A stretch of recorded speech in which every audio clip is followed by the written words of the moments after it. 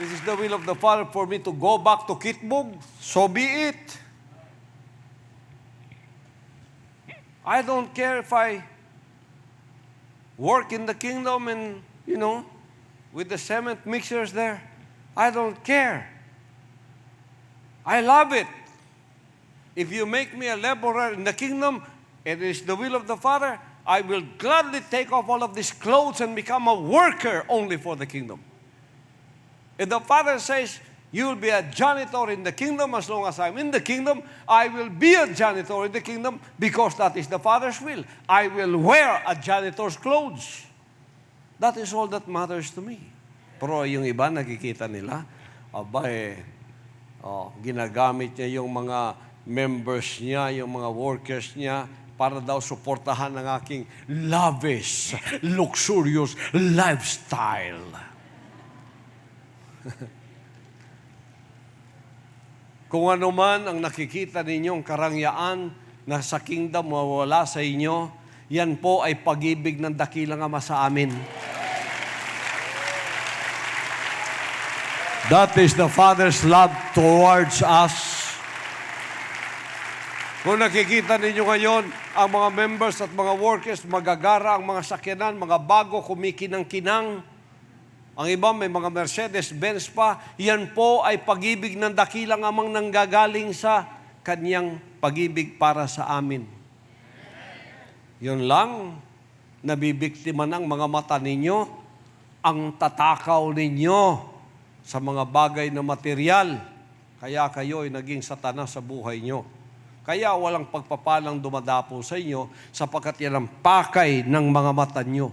The focus of your eyes are all about money, about material things. Our focus is on how to use all of this so we can glorify Him in this earth today. Yun ang aming pakay. That is our motive.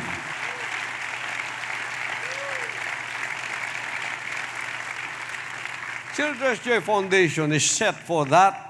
Our motive, our mission and vision for the Children's Joy Foundation is to feed, to clothe, to send to school, to shelter hungry, poor, destitute, hopeless children beginning in the Philippines.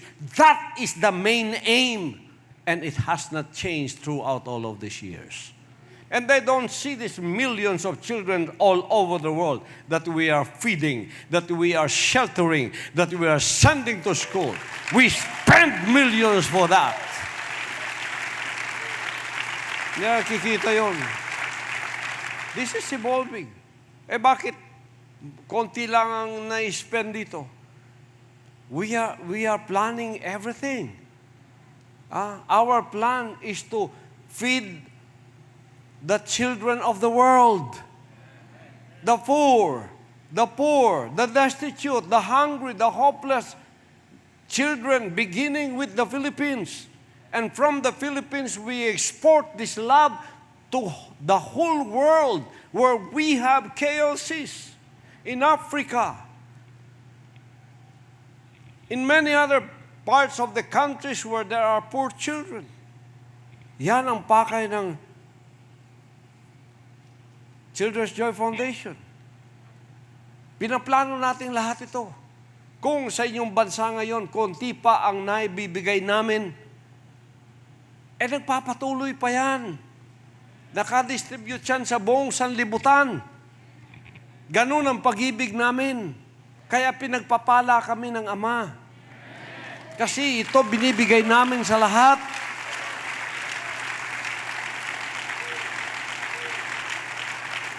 Kaya dumarating ang mga pagpapalang yan dahil hindi para sa amin. Look at those volunteers. They're not being paid. There's no salary for those volunteers who loves these children as if these children are their own. And we are planning for the whole world. What we give to Africa, what we give to Asia, what we give to the children of any country in the world. Na kung ano ang binibigay ng pagpapala ng dakilang Ama, yun ang dinidistribute sa buong sanlibutan. Biro mo yung vision na yan. And they said it's 4 mile. is to support my lifestyle and luxurious lifestyle. Oh my God! Kawawa naman kayo. Wala kayong nagagawa sa mga buhay nyo. Ay yung may ginagawa, inaalipusta pa ninyo. Eh kayo, anong nagawa ninyo sa buhay ninyo? Napakain ba ninyo ang 2 bata sa inyong buhay? Ang buhay ng anak ay pinagpala. Kahit ano ang gagawin ko, pagpapalain ako. At ang pagpapalang yan, i-distribute ko sa buong sanlibutan. So, and Joseph resisted the advances of Potiphar's wife in Genesis 39:7-20. What was meant for evil, God has turned it for good. Genesis 50:20. But as for you, you thought evil against me, but God meant it unto good, to bring to pass as it is this day, to save much people alive. That's very powerful verse of Genesis 50:20. But as for you, you thought evil against me, but God meant it unto good, to bring to pass as it is this day, to save much people alive.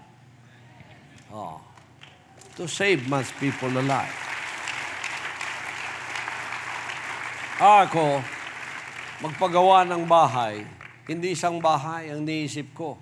Bahay ng lahat ng nagpapagal ng mga manggagawa. Kayo lahat. All of you. As you've seen the 100 hectare that has been allocated for this purpose. Hindi na nakikita yun, ha? Dinajudge kagad-agad tayo. Ako. Nagpapatuloy nga ang plano ng bansang karyan. Hindi pa nila alam. Pagkatapos nakikita ang saan ngayon lang. Look at the intent, the purpose, and the intention of the heart. That is where God looks upon. That is where God judges us. The intention and the purpose of your heart. What are hidden in your heart are the purposes and the intention. What was it for evil or for good? If it is for good and people demonizes you, you will be like Joseph. You are still innocent, even though all the accusations were placed upon him and he landed in jail one day. But God's hand was upon him. When God's hand is upon you, don't be afraid. God is with you. Wherever you go, God is with you. So there's always this promise of victory to sons and daughters. No matter how difficult the situation we are in, as long as we are doing the Father's perfect will, we are guaranteed victory against our enemies. We do not question the Father, for He is in control. Like what He said in Matthew 5:10-12. Blessed are they which are persecuted for righteousness' sake, for theirs is the kingdom of heaven. Blessed are ye when men shall revile you and persecute you, and shall say all manner of evil against you falsely for my sake. Rejoice and be exceeding glad, for great is your reward in heaven. For so persecuted they the prophets which were before you. Psalms 37:23-24, the steps of a good man are ordered by the Lord, and he delighteth in his way. Though he fall, he shall not be utterly cast down, for the Lord upholdeth him with his hand. Matthew 10:39, he that findeth his life outside shall lose it, and he that loseth his life for my sake shall find it. What does it mean? When you try to find your life, and you know this life already, try to find your life outside in the world, you will lose the spiritual life. You find the secular life, you lose your spiritual life. If you lose your spiritual life and try to find the secular life, then you lose eternity for your soul.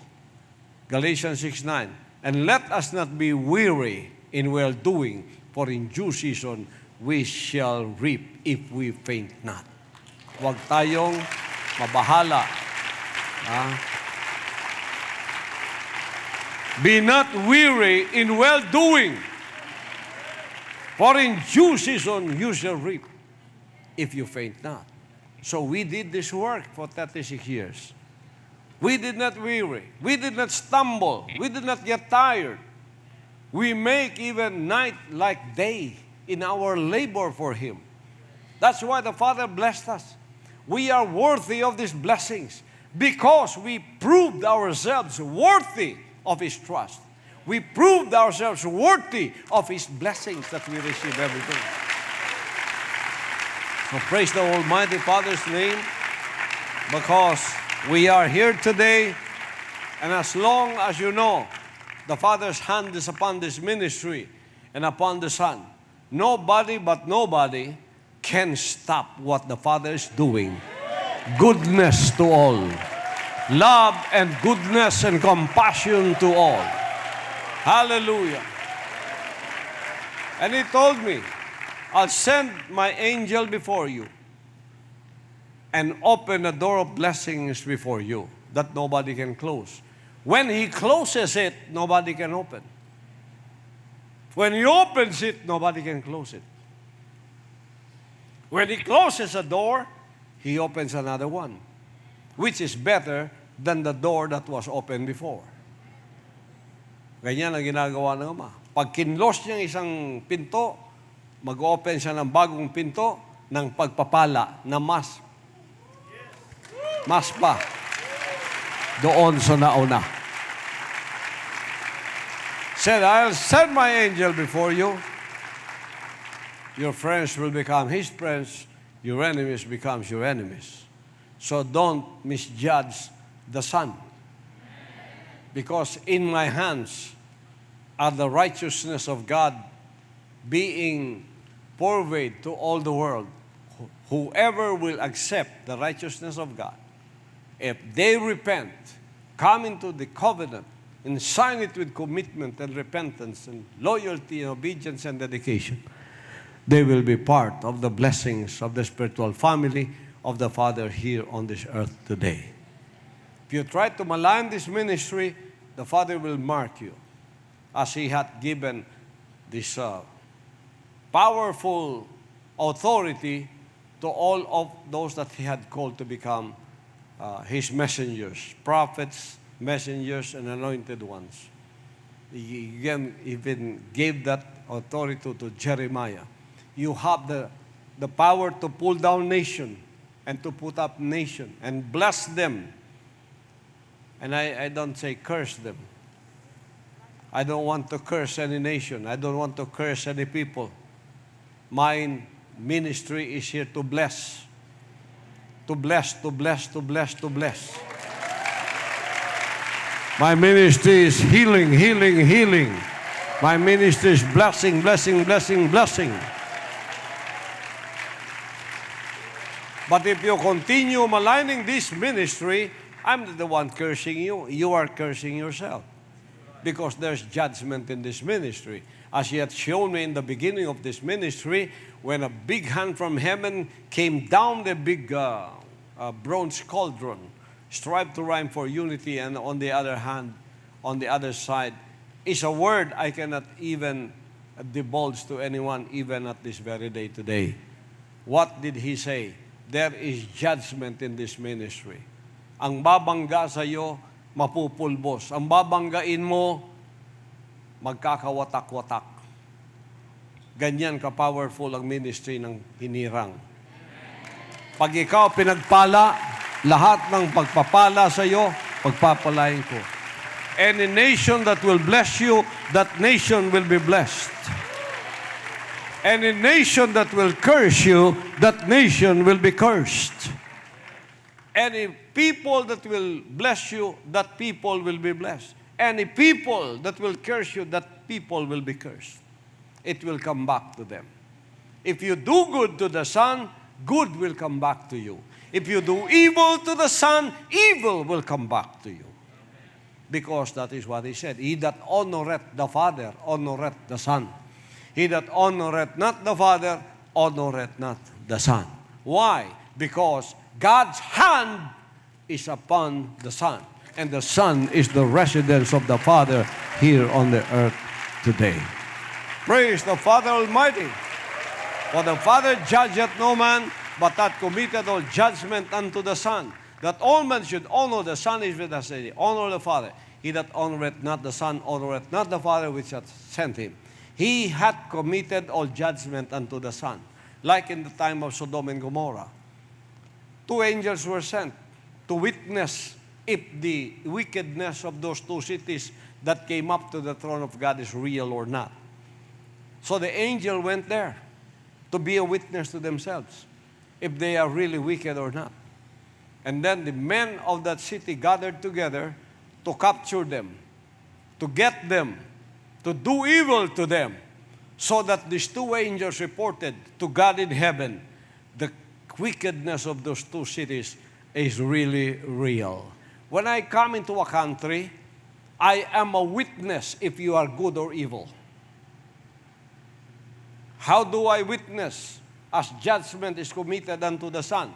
How do I witness if you are evil or not? Depending on how you treat me. Depending on how you treat the Son is the way you treat the Father. And accordingly, judgment will fall upon the way you treat the Son. If you treat me well, the Father will bless you. If you treat me otherwise, you will receive a recompense of the same. Because He said that. I was there, you did not feed me. I was hungry, you did not feed me. I was hungry, you did not give me food. I was thirsty, you didn't give me drink. I was a stranger, you drove me out. You tried to do evil to me. Lord, when did we do this to you? If you did it to the least of this, including me, especially now, I'm not only a servant of God, I am a son of God. I am a son of the Spirit of God. You did it to me. As you did it, as you've done it to Him, you've done it to me. Kung anong ginawa niyo sa Kanya, yan ang ginawa mo sa akin. Para naman doon sa mabait sa anak, ako'y nagutom, pinakain ninyo. Ako'y hubad, binigyan niyo ko ng magandang damit. Ako'y hindi alam ang oras, binigyan niyo ko ng magandang relo.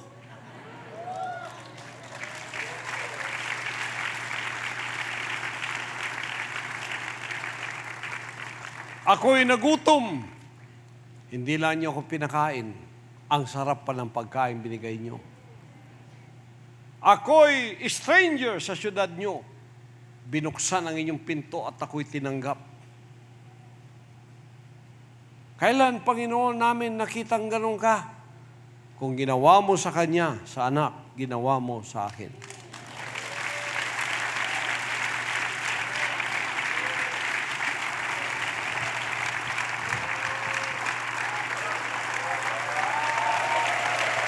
Praise the Father. Yan, nagutom, pinakain, nauhaw, pinainom. Taga-ibang bayan, inyong pinatuloy. Pinatuloy ba ninyo ako o inuusig ninyo ako? Naging hubad at iyo akong pinaramtan. Ang ganda ng damit ko, galing to sa mga anak ng Diyos.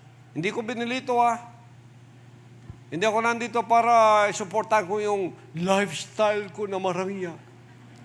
Luxurious daw at lavish lifestyle. Anong pakialam ninyo kung ang mga anak ng Diyos, yun ang pinili nila para sa akin? Kung dinamta nila ako ng magandang damit, bigyan ako ng magandang sapatos, what is that to you? Pag-ibig nila yun. Paano ko silang pipigilan? Hindi ko naman hiningi. Hindi ako marunong manghingi at sabihin, hoy, bilhan niyo ako ng branded. Sinabi ko ba yan? Tanungin ninyo lahat ng members, tanungin ninyo lahat ng mga workers, tanungin ninyo, ako ba ay nagparinig ng patutsada at sinabi ko, hoy, bilhin niyo ako ng branded, ha? Hoy, kailangan 5 litson sa birthday ko, ha? Hoy, bigyan niyo ako ng branded na relo, ha? Hoy, bigyan niyo ako. Wala kayong narinig sa akin. Hindi ako ganon. Hindi ako matakaw sa pera at sa salapi at sa mga branded na bagay. Sino ang nagakda niyan. Pag-ibig ng mga kapatiran. Pagka nagbibigay sila, gusto nila ang pinakamaganda ang ibigay sa akin. Pag-ibig nila yon, hindi nyo pwedeng pigilan yon. Ano ang reward ninyo? Yan. Ako'y nagkasakit, inyo akong dinalaw. Oh. Walang damit, ubad, pinaramtan. Nagkasakit, inyong dinalaw. Wala akong sakit. Itong mga ugaling satanas, nananalangin ako'y magkasakit. Naku, lalaki na ng mga eyebag niyo. Oh. Naku, maputla na siya. Naku, may sakit, hindi na yun magtatagal. WH ka?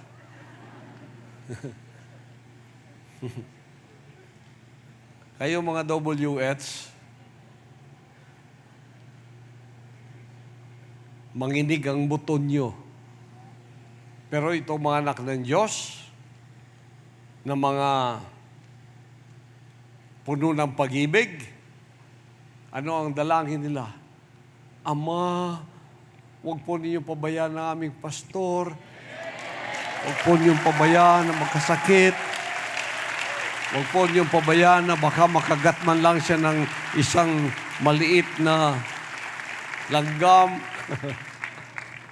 Oh, dinadalangin palagi, naku, Ama, para may sipon ng aming pastor, pagpalain po ninyo, alisin ninyo ang kanyang sakit. Oh. Ako'y nagkasakit, inyo akong dinalaw. Ako'y nabilanggo at inyo akong pinaroonan. Oh. Lahat ng yan. Kailan namin ginawa yan, Ama?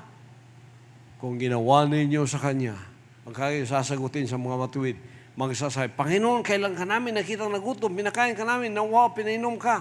Kailan ka namin nakita ang tagaibang bayan, pinatuloy ka, hubad, pinaramtan ka. Kailan? Kailan ka namin nakita may sakit, dinalaw ka namin. Sasagot ang hari, sabi ka nila, katulad na sinasabi ko sa inyo, yamang inyong ginawa sa isa dito sa aking mga kapatid. Kahit sa pinakamaliit na ito, ay sa akin ninyo ginawa. Yan ang tunay. Oh. Para naman doon sa opposite side, na ito'y hindi nila ginawa, nanalangin pa sila na ibagsak ang bansang karya. Nanalangin, they pray that the kingdom will go down. They pray that I will become sick. They pray that I will be harmed. They prayed all like that. What will the Father tell them? When did we do that to you? We didn't see you. If you've done it to me, if you've done it to these little ones, you've done it to me. Ako yung representative niya sa lupa ngayon. Kung anong ginawa niyo sa anak, yan ang ginawa ninyo. Anong sasabihin niya sa kanya? Kung magkagayo, sasabihin naman niya sa mga nasa kaliwa, magsilayo kayo sa akin, mayong mga sinumpa at pasaapoy na walang hanggan na inihanda sa diablo at sa kanyang mga anghel. Ang sakit, ano? Ang sakit para sa kanila, no? Ano ka ng kasalanan? Nagutom, hindi niyo ako pinakain. Nauhaw, hindi niyo ako pinainom. Tagaibang bayan, hindi niyo ako pinatuloy. Inuusig pa ninyo ako.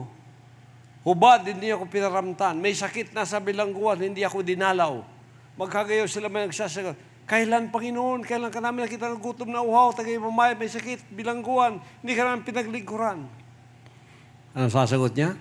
Nasabi ko sa inyo, yamang hindi nyo ginawa sa maliit na ito, hindi nyo ginawa sa akin. At ang mga ito'y magpaparoon sa walang hanggang kaparusahan sa pagdatapot ang mga matuwid sa walang hanggang buhay. Kita ninyo? How you treat the Son is how you treat the Father.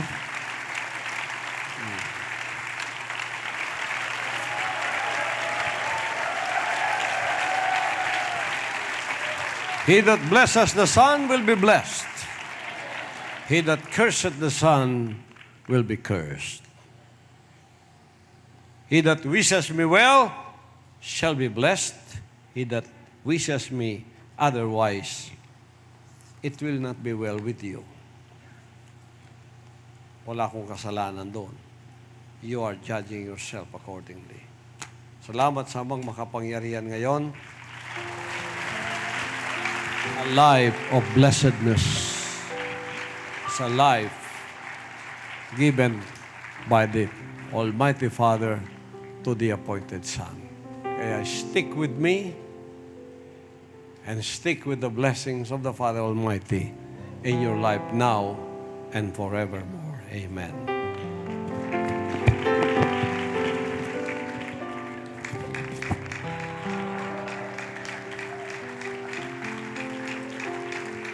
Woo, hallelujah.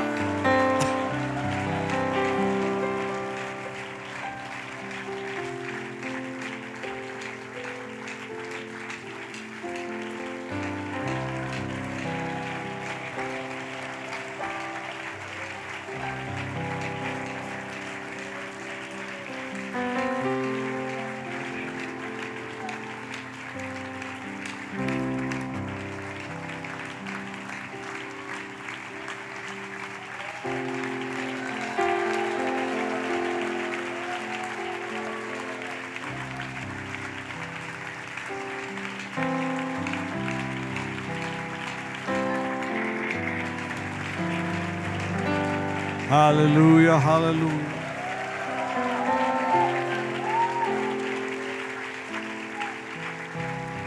Down here as we travel our city, our country, just working for Jesus, our King. We often cross so many rivers, the truth of God's word to bring, but soon I shall cross my last river, and the Savior's smiling face I shall see.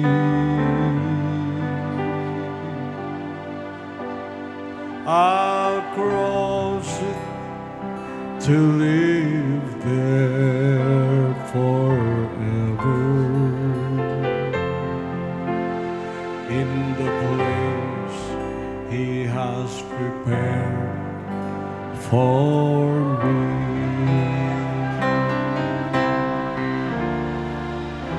When I cross the last river without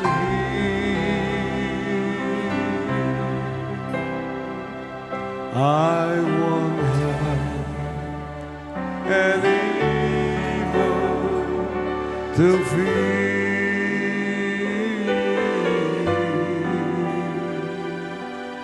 Oh, the river be deep and so wide, my Savior will be by my side.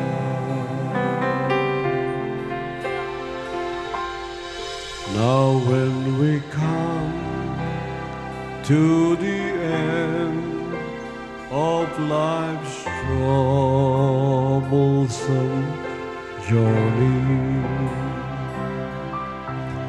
and our work here on earth is all done. When we come to that place where we cross our last river, on the banks of old Jordan will stand. Then our our Savior will come to our rescue.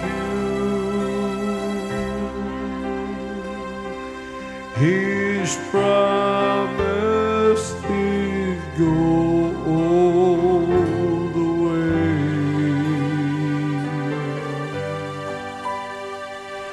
He'll guide us all the river so gently and safely, and will lead us to that beautiful shore.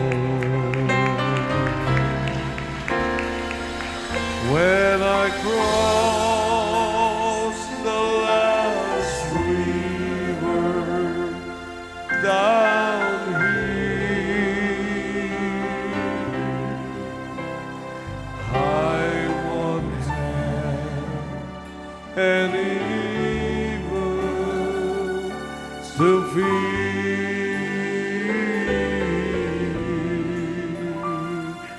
Oh, the river be deep and so wide.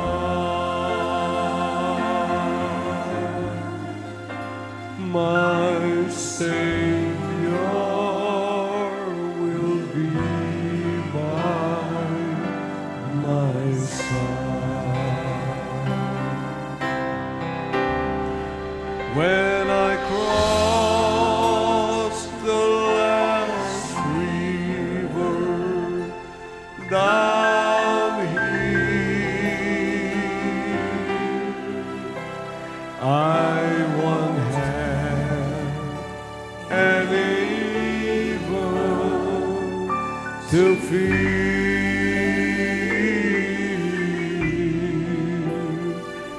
Oh, the river be deep and so wide.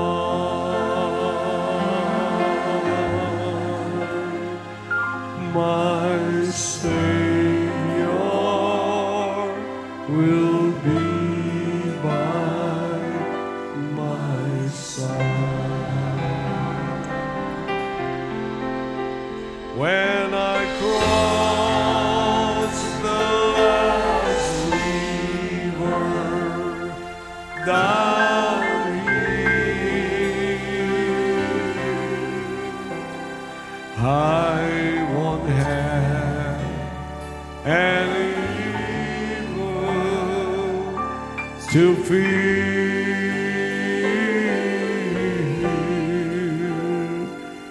Oh, the river be deep and so wide.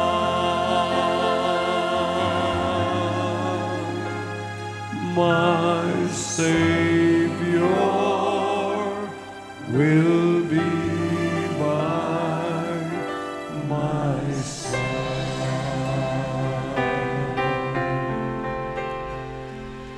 My Savior will be by my side.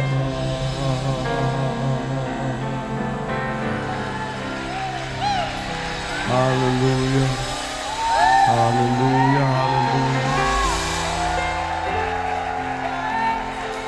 Hallelujah, hallelujah. Oh, hallelujah.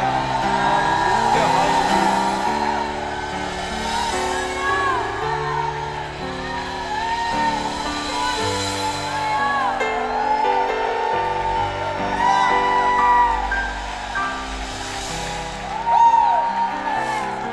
Hallelujah, hallelujah, hallelujah. Hallelujah.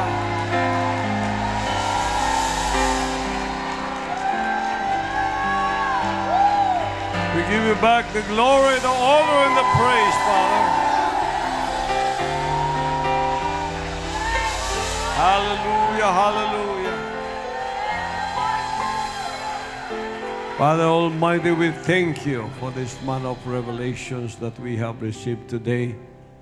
Thank you for feeding our souls once again with this manner of revelations that from the very beginning that you've called us into this ministry as becoming sons and daughters in your kingdom nation. Our hearts ceases not to thank you, to be grateful to what you have done for all of us.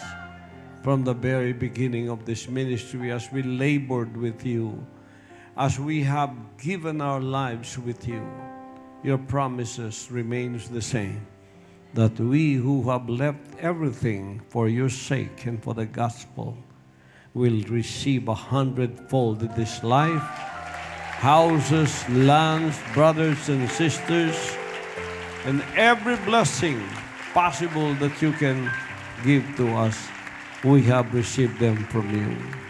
Our hearts are grateful that not only in this life that you blessed us, but in the coming life, eternal life will be with us, together with you forever and ever. Father, I thank you for all the brothers and sisters and all the KLCs all over the world joining me today. You bless them together with our blessings that are present here physically in the central headquarters of the New Jerusalem, and also those KLCs joining us virtually in all continents of the world. The same blessing that we receive here is the same blessing they are receiving everywhere they are. Healing, financial blessings, and salvation of our soul. Continue to bless the Kingdom Nation, Father, and continue to guide us as our pillar of cloud by day and our pillar of fire by night, guiding us every step of the way. Thank you for the near completion of the kingdom, the 75,000 seating capacity kingdom. Thank you, Father, for nothing of this will be possible without you. Thank you for the future plan of your blessings to all of us while we are here. Bless the 100-hectare property that is allocated for all these purposes of giving your children who have labored with you the proper place and the proper housings and the proper places for their children, for their loved ones, and for all of us as a big spiritual family to enjoy all of these blessings that comes from you. Our hearts are just filled with thanksgiving and gratitude for all of these plans that you have for all of us, only to do us good, now and in the future. I give you back the glory, the honor, and the praise in your precious almighty name, our Almighty Father, our Lord Jesus Christ, to Him be the glory forever and ever. Amen and amen. Praise the Father.